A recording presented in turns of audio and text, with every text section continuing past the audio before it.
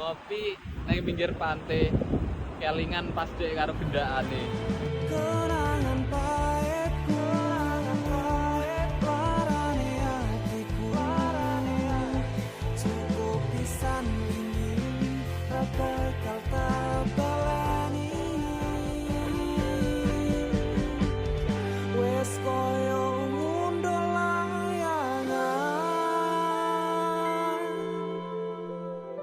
mabur dhuwur endah.